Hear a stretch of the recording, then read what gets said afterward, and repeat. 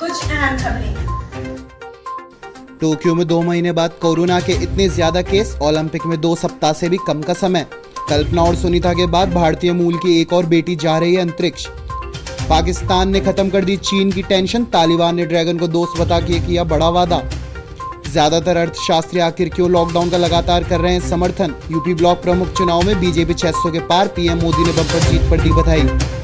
LPG gas, diesel, petrol और अब दूध, दिल्ली एनसीआर वालों पर महंगाई की चौतरफा मार। तकनीकी खराबी के चलते केरल में उतारा गया वायुसेना का विमान। महामारी की मंदी के बाद अब मानसून की बढ़ाई मोदी सरकार की टेंशन। लॉकडाउन में भी डील के बाद जून में ईंधन की बिक्री में इजाफा। जलवायु परिवर्तन की चुनौतियों से निपटने में आईटी की महत्वपूर्ण भूमिका, निर्मला सीतारमण। और अब जानते हैं खबरें विस्तार से। जापान की राजधानी टोक्यो में कोरोना वायरस के 950 नए मामले सामने आए हैं, जो 2 महीनों में सबसे अधिक दैनिक मामले हैं। शहर में संक्रमण लगातार फैल रहा है, जबकि ग्रीष्मकालीन ओलंपिक के आयोजन में अब 2 सप्ताह से भी कम का समय रह गया है। कल्पना चावला के बाद भारतीय मूल की एक और बेटी अंतरिक्ष में सफर पर रवाना होने जा रही है। 34 वर्षीय शिरीषा बांडाला अंतरिक्ष में जाने वाली भारतीय मूल की तीसरी महिला होंगी। Aeronautical engineer virgin galactic flight में रवाना होंगी।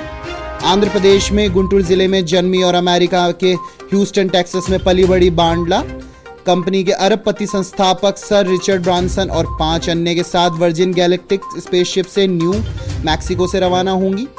बांडाला ने ट्वीट किया है, मैं बेहतरीन क्रू #Unity22 का हिस्सा होने और एक ऐसी कंपनी का मैं होने पर बेहद सम्मानित महसूस कर रही हूं, जिसका मिशन अंतरिक्ष सबके लिए उपलब्ध कराने का है।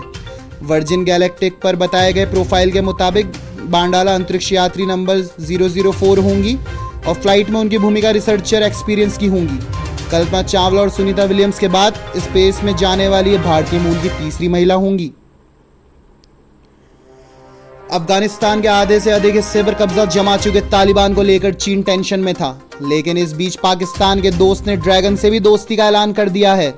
एक मीडिया रिपोर्ट के मुताबिक तालिबान ने कहा कि वह चीन को अफगानिस्तान का दोस्त मानता है और शिनजियांग प्रांत में उइगर इस्लामिक आतंकवाद को बढ़ावा नहीं देगा। इसके अलावा चीन के निवेश की सुरक्षा का भी वादा किया है। ऑस्ट्रेलिया के सिडनी में कहीं अधिक लंबे लॉकडाउन की संभावना के बीच कोरोना वायरस के साथ रहने का विचार एक बार फिर से जोर पकड़ रहा है। हालांकि ऑस्ट्रेलिया के दक्षिण पूर्वी प्रांत न्यू साउथ वेल्स NSW के स्वास्थ्य मंत्री ब्रैड हजार्ड ने बुधवार को संवाददाता सम्मेलन में लॉकडाउन छोड़ने और ये स्वीकार करने पर जोर दिया कि वायरस का एक जीवन काल होता है जो समुदाय में बना रहेगा। उत्तर प्रदेश में ब्लॉक प्रमुखों के चुनाव में भी बीजेपी ने अपना परचम लहराया है। ब्लॉक प्रमुख चुनावों में पार्टी के शानदार प्रदर्शन में प्रधानमंत्री नरेंद्र मोदी ने सभी कार्यकर्ताओं को बधाई दी है। बता दें कि राज्य में 825 सीटों में से 735 सीट पर बीजेपी ने ब्लॉक प्रमुख के प्रत्याशी दिए थे। उसमें से 635 सीटों पर भाजपा के प्रत्याशी जीत गए हैं। कुछ सीटों पर सपा के उम्मीदवार भी विजयी हुए हैं। कोरोना की दूसरी लहर से उबरने के बाद अब दिल्ली और एनसीआर के लोग महंगाई की चौतरफा मार से परेशान हैं।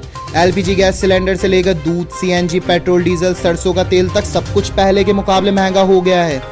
इसका सीधा असर आम आदमी की जेब पर पड़ रहा है। शनिवार को दिल्ली और एनसीआर के लोगों की मदर डेयरी ने भी झटका दिया है। आज मदर डेयरी ने भी दूध के दामों में इजाफे का ऐलान किया है। 11 जुलाई से मदर डेयरी के दूध में भी कुछ रुपयों की इजाफा होगा। इससे पहले करीब 1.5 साल पहले मदर डेयरी ने अपनी कीमतों में इजाफा किया था। भारतीय वायुसेना के एक विमान में शनिवार को तकनीकी खराबी आ गई। इसके चलते एहतियात के तौर पर विमान को केरल के हवाई अड्डे पर उतार लिया गया। रक्षा मंत्रालय की ओर से जारी एक प्रेस विज्ञप्ति में यह जानकारी दी गई। विज्ञप्ति के अनुसार वायुसेना का विमान नियमित उड़ान पर था। इसी दौरान विमान में कुछ तकनीकी खराबी के बारे में पता चला। कोरोना महामारी की वजह से आई मंदी में जूझ रही मोदी सरकार की परेशानी अब मौसम के मिजाज और मानसून की देरी ने बढ़ा दी है। भारत में आमतौर पर 1 जून से मानसून की शुरुआत के साथ खेतों में धान की सहित कई अहम फसलों की बुआई शुरू हो जाती है और यह सिलसिला अगस्त की शुरुआत तक चलता है। लेकिन इस बार मानसून में देरी की वजह से फसल बुआई में गिरावट दर्ज की जा रही है। कोविड-19 की वजह से राज्यों में लगे लॉकडाउन में ढील के साथ भारत में जून में ईंधन की मांग फिर से बढ़ गई। इससे पहले मई में 9 महीनों में ईंधन की मांग सबसे कम रही थी। पेट्रोलियम और प्राकृतिक गैस मंत्रालय के पेट्रोलियम योजना एवं विश्लेषण प्रकोष्ठ PPSC के आंकड़े के मुताबिक जून 2020 के मुकाबले इस साल जून में ईंधन की खपत 1.5% की वृद्धि के साथ 1.63 करोड़ टन रही।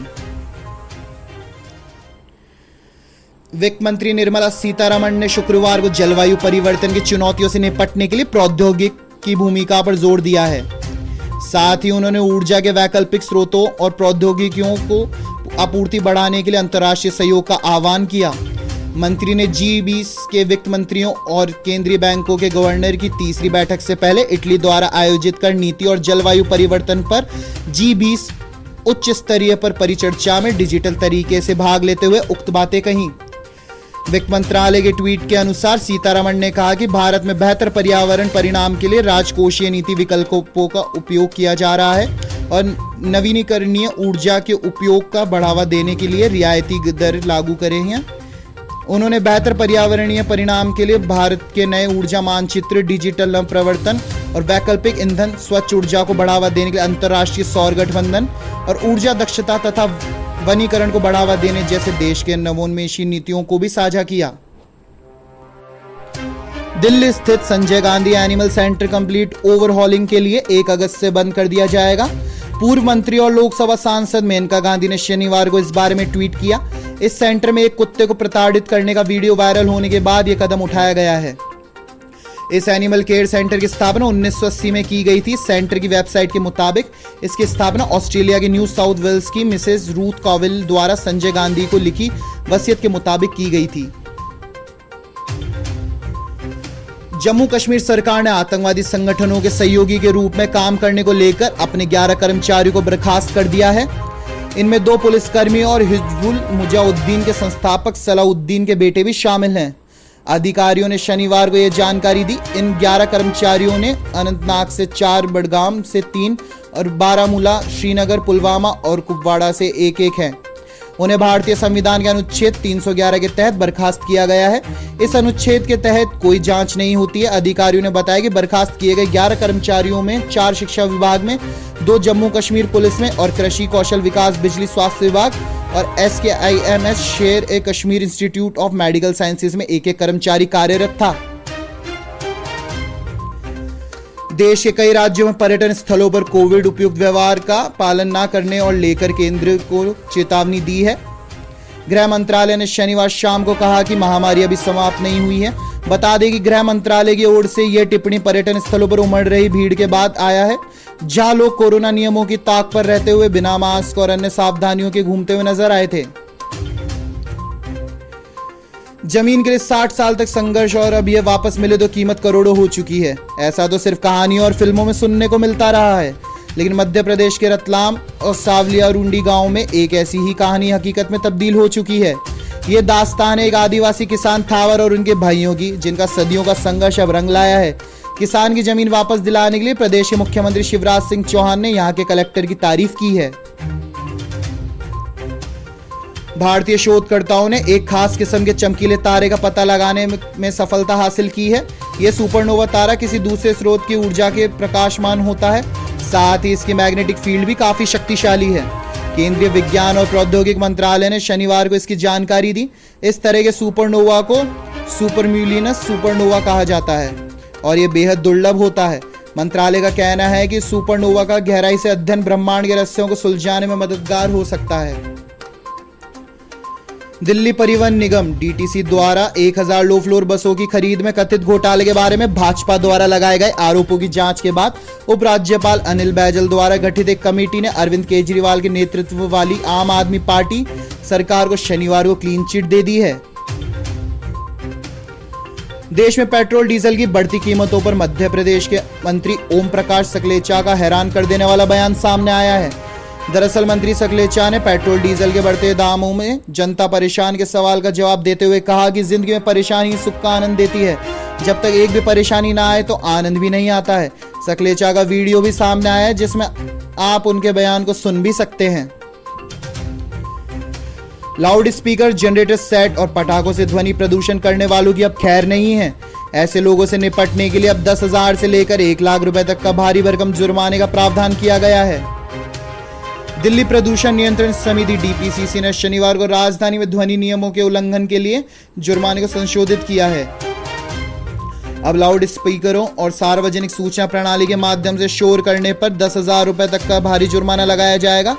आदेश के अनुसार 1000 किलोवोल्ट एम्पियर केवीए से अधिक के डीजल जनरेटर सेट के लिए 1 लाख रुपए का जुर्माना लगाया जाएगा और बिना पूर्व अनुमति के अधिक आवाज करने वाले निर्माण उपकरणों के लिए 50,000 रुपए का जुर्माना होगा।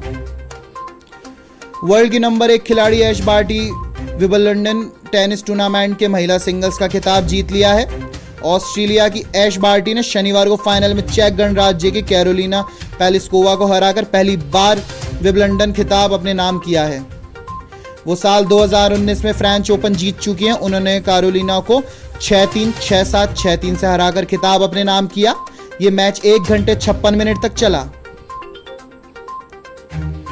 निरंतर कम होने के दृष्टिगत त्रिस्तरीय जन अनुशासन दिशा निर्देश 4.0 के तहत रविवार को वीकेंड कर्फ्यू समाप्त करते हुए विभिन्न गतिविधियों में अतिरिक्त छूट दी है। इस संबंध में गृह विभाग ने शनिवार को गाइडलाइन जारी कर दी है, जो 11 जुलाई 2021 रविवार प्रातः 5 बजे से लागू होगी। गहलोत ने कहा है कि पिछले कुछ दिनों में राज्य में कोरोना संक्रमण में गिरावट आई है, लेकिन संक्रमण पूरी तरह से खत्म नहीं हुआ है। इसे ध्यान में रखते हुए आगे भी सजग रहने की सावधानी बरतने की आवश्यकता है। कोरोना की तीसरी लहर से बचाव के लिए जरूरी है कि लोग मास्क लगाएं और भीड़ भाड़ से दूर रहें। उन्होंने कहा है कि कोरोना संक्रमण में जैसे जैसे कमी आएगी, बाजारों, व्यावसायिक प्रतिष्ठानों एवं अन्य गतिविधियों में कोविड अनुशासन की अनुपालना के साथ और राहत दी जाएगी। देश और दुनिया की तमाम खबरों के लिए बने रहिए शुभ 24 के साथ। धन्यवाद।